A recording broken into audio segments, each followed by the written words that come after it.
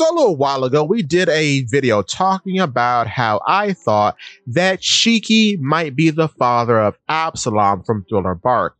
And based on the recent information that we have just been given, I am more inclined to believe that because we've done videos so far on how it's very likely that with Gecko Moria possibly being Kazuki Moria, that all of the Mysterious Four, with the exception of Hogback, who are said to be from the West Blue, could indeed be from Wano.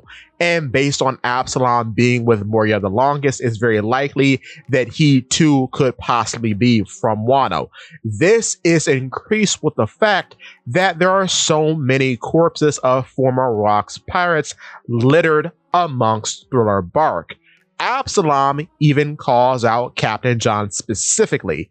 This would make sense if Absalom perhaps knew some of these guys because they were friends of his father, that being Shiki. So the new idea is that Shiki is the father of both Kinemon and Absalom. We know that Shiki has ties to Wano because Kurozumi Higurashi does become a variation of Shiki when displaying the power of Devil Fruits to a young Orochi. However, what makes this so interesting is that Shiki is never seen in this form in the manga other than this occurrence, because this version of Shiki that she turns into has very short hair.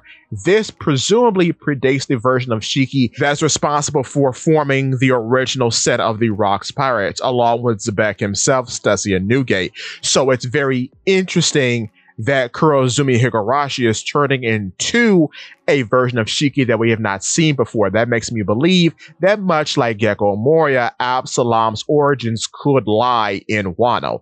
But now, let's compare and contrast Kinemon, Absalom, and Shiki against one another. So, first up would be hair color. All three of these characters are blonde. Now, normally I wouldn't consider this a big sticking point, but I consider this important in this case because their hairstyles change so drastically throughout the course of their individual narratives. For example, like I mentioned with Kurozumi Higurashi, the version of Shiki that she has in her weird memory Rolodex, that version of Shiki we have not seen outside of her copy. So that in itself is interesting. There's a story there because that version of Shiki looks totally different than the one that we see in the Zebek flashback or in Strong World. So I would take that as a big sticking point. The same could be said about Absalom.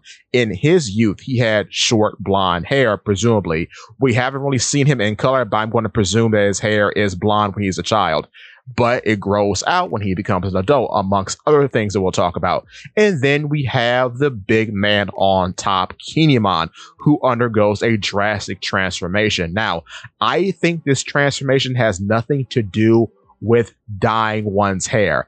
I think based on what we see with Dendro and how his face shape and hair color changed due to emotional distress, I think the same thing happened with Kinemon, but in the positive direction, because his hair color only changes once he starts training and really starts to fit the role of vassal under Odin. So he's filled with pride that he's made so many accomplishments to be somebody that Odin can look upon with great favor, and others can look upon to say, yes, that man serves under Odin. He is a man of honor and great duty. So I think that's why his hair color changes from blonde to black, because he's trying to grow up. He's trying to be a responsible adult for Odin and for himself. I think that's why, too, he's the only scabbard that wears an orange kimono, which is interesting because that would mean he'll be the only scabbard whose color scheme is anywhere close to Odin himself. So I think that's important. But moving on. But now we're going to talk about animal motifs, and there are a lot considering these three characters. Okay, so when you talk about Shiki, Shiki's epithet is the golden lion. So that's one animal. And then after he has a battle with Roger, he gets a steering wheel lodged in his head. When he looks at himself in the mirror for the first time, he points to the mirror and says, "Who's that rooster?" referring to himself. So not only do we have the lion in association with Shiki, we have a rooster now as well.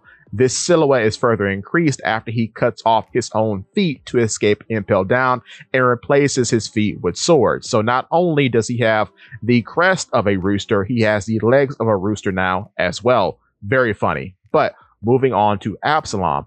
Absalom is a freak because he has a lion's muzzle grafted onto his face, as well as various other animal tissues grafted onto his body. But before all that, when he is a child, he is shown with a very interesting poster. Said poster has a lion on it and the words "strong lion." This is quite interesting because Shiki, like I just mentioned, has the epithet of Golden Lion, and he first appeared in the franchise in a film called One Piece Strong World. So this could be a hidden reference to Shiki, which I find quite interesting. But not only that, Absalom is chased around Thriller Bark for the entire arc, basically, by a pig zombie named Lola. That takes us to Kinemon. Kinemon has the epithet of Foxfire Kinemon, so there's a small animal reference there. But when we first see Kinemon in Wano, he has captured the mountain deity's child. The mountain deity and his child are both white pigs. It is then Odin who slays the mountain deity when it comes rampaging in search for its child. It is then stitched up after being cut in half by Odin. This is funny because this could be a very interesting play on what happens to Absalom, because you see, Absalom is being chased around by a stitched up pig. Kinemon was then pursued by a pig who was eventually stitched up after being cut in half, but it goes even deeper than that because Lola, the pig zombie that was chasing Absalom, has the shadow of Charlotte Lola. Charlotte Lola, of course, is the daughter of Charlotte Linlin, otherwise known as Big Mom. Now, in a zodiac color spread, Big Mom is the step-in for the pig. So in a way, Absalom is being chased around by the child of a great pig, like how Kinemon was being chased around by the parent who is a great pig after stealing its child. So I find that character relationship very funny in that way. But when talking about weird animals, it's also quite funny that all three of these characters exist in locations that have odd animals associated with them, because Maryville, Shiki's base, is the home of very strong animals, of which we get to see in the film Strong World, and have all basically been made canon thanks to the events of Elbaf. And of course, some appear in Chapter 0 before that. However, when you look at Thriller Bark is chock full of weird animal zombie hybrids, all of which who are possessed with a shadow. Not only that, but then with Kinemon exists in a very interesting spot because you could consider Onigashima a very Zoan-filled arc, because not only is he contending with the likes of natural Zoans like, say, Kaido and his boys, but he's also dealing with animal freaks that are very reminiscent of the zombies on Thriller Bark, because all of them are smile users, and when a smile user is successful, it results in a weird animal freak. The same could be said about Punk Hazard beforehand, because it too, like Onigashima, thanks to the efforts of Law's opt-out fruit, is filled with weird animal freaks like Brownbeard and Monet. But on the subject of Punk Hazard and doctors, all three of these characters are associated with doctors, Kinemon being associated with the most, as he is associated with Trafalgar Deepwater Law and Caesar Clown. Thanks to Trafalgar Deepwater Law's opt-out fruit, Kinemon was cut up for the start of Punk Hazard. However, this ends up saving him later on down the line in Onigashima, because Law did not put him back together correctly, so he was able to survive Kaido's death blow. With that being said, he is also associated with Caesar Clown because Caesar Clown was the boss of Punk Hazard and is ultimately responsible for all of the artificial dough fruits called Smiles that were flooding Wano. With that being said, we have Shiki. Shiki, of course, is associated with Dr. Indigo, who is responsible for making all the dangerous animals that we see in Strong World. However, it is highly suggested, based on them having the same voice actor, that Dr. Indigo could be the father of Caesar Clown. Not only that, but both of them are quite thematically similar, which is interesting. And lastly, of course, we have Absalom and Hogback. Hogback, being a great surgeon, is responsible for all the body modifications that Absalom has. So I find that all very interesting. Now, what's also quite fascinating when you're talking about devil fruits is that all three of these characters have devil fruits that aren't suited for combat. And to make up the difference, all of them use two weapons that they are highly adept in to give them some battle prowess. Both Kinemon and Shiki are users of the two-sword style, which is quite interesting. And then Absalom uses two big cannons that he straps to his wrist.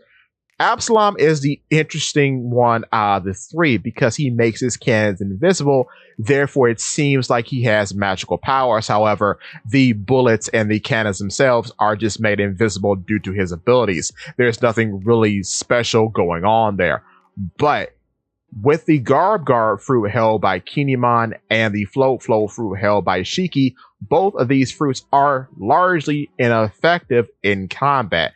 The odd man out could be the Float fruit, as it can make large constructs via its snowballing telekinesis type properties, but on the whole, it isn't outwardly offensive, which I find that to be a very interesting situation amongst these three, that they are all Paramecia type devil fruit users, and all these powers are effectively useless in combat. But with that being said, that's all I have for today.